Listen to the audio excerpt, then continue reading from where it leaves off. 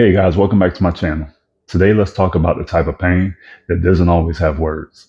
The kind that you bury because no one else gave you the space to feel it. Resentment, suppressed anger, unspoken grief. Not the kind of anger that explodes, but the type of anger that simmers quietly, privately, until your body starts to expose the truth that your mouth never could. This type of pain just doesn't disappear because we don't speak about it. It gets stored in your shoulders, in your jaw, in your gut, the way your chest tightens when someone crosses a line and you don't speak on it. We call it being strong. We call it choosing peace.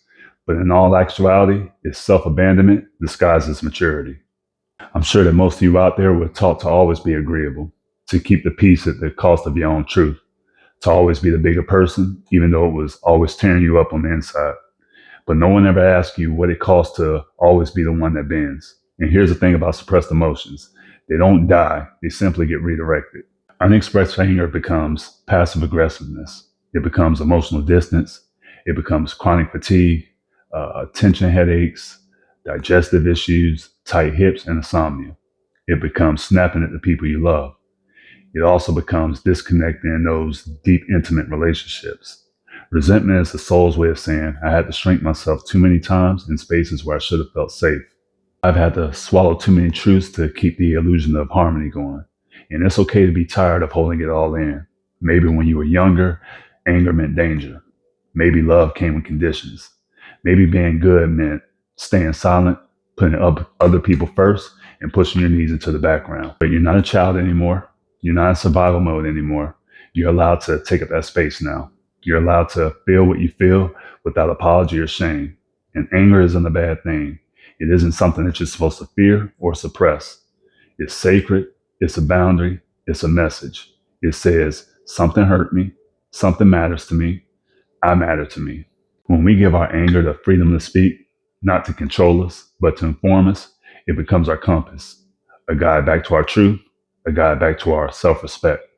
And when we begin to release stored resentment from the body, when we move it, breathe through it, give it expression without shame, you start to feel lighter, more grounded, more you, more free.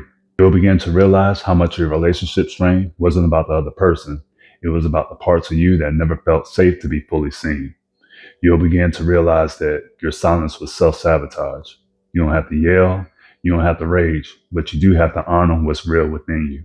So start with small truths. I'm not okay with that. I need a moment to process. That hurt me, and my needs matter too. Those small truths will build big self-trust. And self-trust is the foundation to authentic, healthy relationships with yourself and others. You weren't put here on earth to carry everyone else's comfort on your back. You have a mission to walk in your truth, to heal, to liberate yourself from these stories that taught you that silence is safer than self-expression.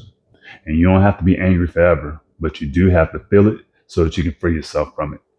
If you found this video helpful, please like, share, and subscribe to keep up with more content on all things holistic wellness, transformation, and healing. As always, own your energy, walk your path, and until next time, love and light, my friends.